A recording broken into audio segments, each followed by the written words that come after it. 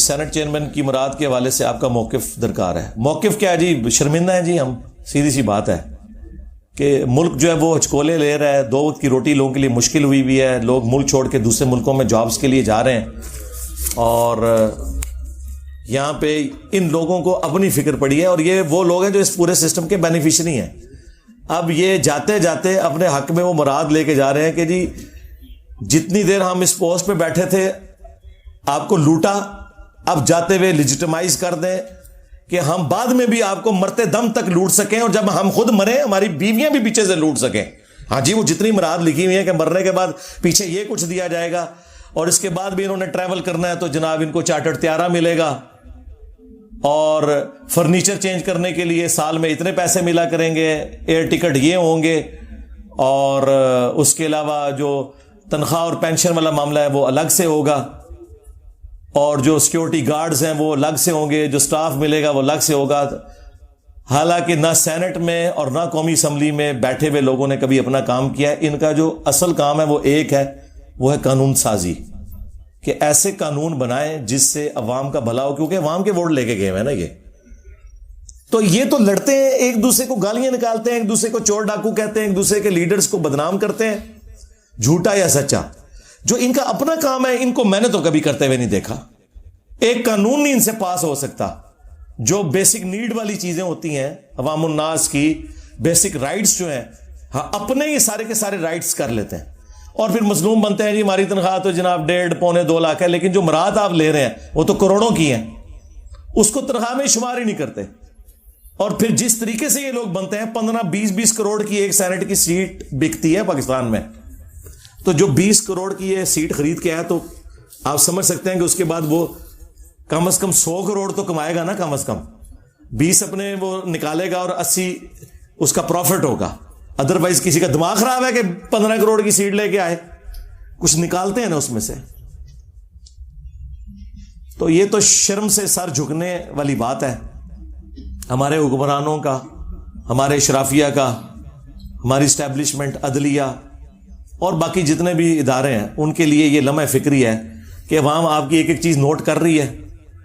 اب بھی آپ اگر یہ چاہیں گے کہ لوگ ملی ترانوں کے اوپر جھومیں گے تو ہو سکتا ہے وہ آپ کے سامنے جھومیں، لیکن حقیقت بات ہے کہ لوگ پاکستان سے، پاکستان کی فوج سے، عدلیہ سے، پاکستانی ہونے کے ناطے تو محبت کرتے ہیں، لیکن جو کرتوت یہاں پہ نظر آ رہے ہیں نا، تو وطن کی مٹی گواہ رہنا، وہ وطن کی مٹی بس اب گواہ یہی ہے کہ گواہ رہنا کہ میں تجھے چھوڑ کے جا رہا ہوں. ہاں تو میری روٹی نہیں پوری کر سکی، اب دوسرے ملکوں میں جا کے مجھے کمائی کرنی پڑ رہی ہے.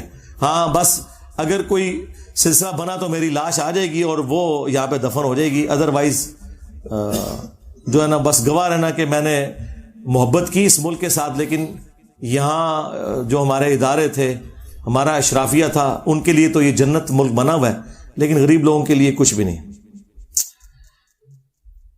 آپ کہتے ہیں کہ اللہ تعالیٰ 999 جہنمی اور 1 جنتی کرے گا. ہم اس کی کیلکولیشن کیسے کر سکتے ہیں؟ 7 ارب کی بات. آپ کو کیلکولیشن کرنے کی ضرورت ہی نہیں میرے بھائی.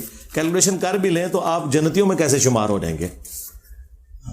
وہ تو اللہ کو پتا ہے کون جنتی ہے، لیکن آپ کام جنتیوں والے کریں، انشاءاللہ جنت کی امید رکھیں. توحید پہ بات کرتے ہوئے اکثر لوگ مجھے حضرت سلیمان علیہ السلام کے تخت لانے والا واقعہ، ہاں تو بالکل اس کا تو اسی کے تعلق ہے. یعنی تخت لانے کے بعد کیا حضرت سلیمان نے کہا تھا کہ آج کے بعد تم نے کہنا ہے یا سلیمان المدد؟ توحید بیچ میں کہاں سے آ گئی؟ ہاں توحید اس حوالے سے آئی ہے کہ انہوں نے کہا ھذا من فضل ربی، یہ میرے رب کا فضل ہے. پلک جھپکنے سے لے آیا تھا. جی اولیاء اللہ کی کرامات کو مانتے ہیں، بالکل ان کو کہیں کہ ہم تو اس استاد کے اسٹوڈنٹ ہیں جس نے سارے ولی فیل کر دیے ہیں. ولیوں نے سینکڑوں سال میں جو لوگوں کو بت بنایا تھا، ایک بندے نے آ کے وہ سارے بت سیدھے کر دیے ہیں. تو کرامت کیوں نہیں مانتے؟ کرامت کا منکر تو کافر ہے. ہمارا پلیٹ فارم خود سب سے بڑی کرامت ہے. اور اگر اس تخت بلقیس سے آپ نے کیا ثابت کرنا ہے کہ منار پاکستان داتا صاحب لے کے آئے تھے؟ تخت بلقیس تو آ گیا نا. کیا چیز آئی ہوئی ہے ادھر جو انہیں نظر آ رہی ہے کہ آپ کے، یا یہ سپریم کورٹ کی بلڈنگ جو ہے وہ بری امام سرکار لے آئے تھے فلاں جگہ سے، کیا نکالنا ہے اس میں سے؟ تو تخت بلقیس کا واقعہ، اس پہ میری پوری تفصیلی ویڈیو دیکھ لیں. اسے ہمیں کیا ہے؟ کیا سعودی حکومت کو گنبد خضرا گرا دینا چاہیے؟ نہیں، گنبد خضرا گرانا نہیں چاہیے، اتار لینا چاہیے.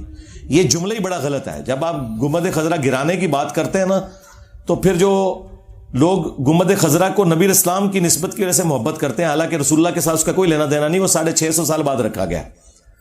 صحابہ تابعین تبع تابعین کے زمانے میں نہیں ہے.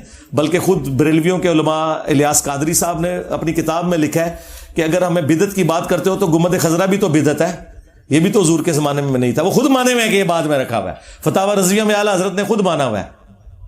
اس کے اوپر میری تفصیلی ویڈیو ہے، گنبد خضرا کی ہسٹری آپ لکھیں. تو گرانا نہیں ہے، وہ اتارنا ہے. اس کے نیچے حجرہ عائشہ ہے، اس کی باقاعدہ چھت ہے. تو ایک چھت مثلا اس کی بھی ایک چھت ہے بلڈنگ کی، اس کے اوپر کوئی لاگے گنبد رکھ دیتا ہے تو وہ آپ نے گنبد اتارنا ہے، گرانا نہیں ہے. گرانے کی تو ضرورت نہیں ہے. گرانے کا مطلب سمجھتے ہیں، وہ کہتے ہیں کہ روزہ رسول کو گرا دینا ہے. پھر وہ جھوٹ منسوخ کرتے ہیں، جی محمد بن عبد الوہاب نجدی کہتا تھا میں قبر رسول کو گرا دوں گا. لعنتیو، اس نے کبھی نہیں کہا میں قبر رسول کو گرا دوں گا. شرم کرو. اور اس طرح کی چیزیں نقل کرتے ہو. اس نے یہ بات کی تھی کہ مزارات نہیں ہونے چاہیے یہاں پہ، تو یہ بات تو بالکل ٹھیک ہے، اتار لینا چاہیے اوپر سے. کچھ لوگ کہتے ہیں اینک لگانے سے نماز نہیں ہوتی. نہیں، بالکل غلط ہے، ہو جاتی ہے نماز. کیوں نہیں ہوتی؟ اینک لگانے سے آپ کا ماتھے کا یہ حصہ تو لگ جاتا ہے نا. البتہ یہ ناک کی ہڈی لگنا بھی ضروری ہے، لیکن چونکہ یہ شرعی عذر ہے، اینک لگے ہوئے یہ نہیں لگتی، لیکن ماتھا لگ گیا تو ماتھا اصل ہے. بخاری مسلم میں حدیث ہے، میرے رب نے مجھے 7 اعضاء پر سجدہ کرنے کا حکم دیا. نبی الاسلام نے پھر کہا 2 ہاتھ، 2 گھٹنے، 2 پاؤں، اور پھر کہا ماتھا، اور اشارہ ناک کی طرف کیا. یعنی ناک اور ماتھا یہ ایک ہی ہڈی ہے، یہ ایک ہی ہڈی ہے، اس کا کوئی بھی حصہ لگ جائے تو درست ہے. بخاری مسلم میں ہے کہ گرمیوں میں صحابہ کرام کہتے ہیں کہ مسجد میں اتنا رش ہوتا تھا کہ ہم ایک دوسرے کی کمر پہ سجدہ کر رہے ہوتے تھے، تو اس پہ کہاں ماتھا جمتا ہے. یعنی صف بھی پوری نہیں ہوتی تھی تو بس وہ ٹو باؤ ڈاؤن کر لیتے تھے. بخاری مسلم میں ہے کہ نبی الاسلام اس زمانے میں سپیکر تو نہیں تھا، آپ قیام جو ہے نا وہ ممبر کے اوپر چڑھ کے کرتے تھے نماز کا قرات، اور رکوع اور سجدے کے لیے ممبر کی سیڑھیاں اترتے تھے اور باقی نماز اس طرح پڑھتے تھے. اب اس طرح کوئی آج امام کرے، لوگ کہیں گے نماز گئی. ایک کہتے ہیں جی سجا انگوٹھا ہی لگایا تو نماز گئی. انہیں جاہلہ نے قرآن و حدیث پڑھا ہی کوئی نہیں ہوا.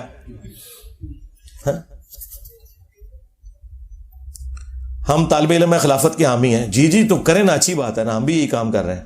ہمیں کیا کرنا چاہیے؟ بریلوی دیوبندیوں کو توحید کی تبلیغ کرنی چاہیے، ڈاکٹر اسرار کا طرز عمل اپنانا چاہیے، خلافت کے داعی بنے. جی آپ دونوں کام کریں جو ہم کر رہے ہیں، کہ ہم توحید کی تبلیغ بھی کر رہے ہیں اور خلافت کا داعی بھی بنا رہے ہیں. دیکھیں نا، خلافت کا تعارف تو ہم نے کرایا. آپ تو بنو امیہ کو آج تک رضی اللہ عنہ ہی کہتے رہے ہیں، ہاں یزید کو آپ رحمت اللہ علیہ کہتے رہے ہیں. تو ہم نے خلافت کا تعارف بھی تو ہم ہی کروا رہے ہیں. یہ سارے کام ہم ہی کر رہے ہیں. اقامت دین اور پاکستان میں نظام خلافت، یہ 2 الگ سے میری ویڈیوز ہیں، یہ آپ دیکھ لیں. دین کی تعلیم کیسے حاصل کریں، جس طرح آپ حاصل کر رہے ہیں آپ ہماری ویڈیوز کے ذریعے. خود قرآن و سنت پڑھیں.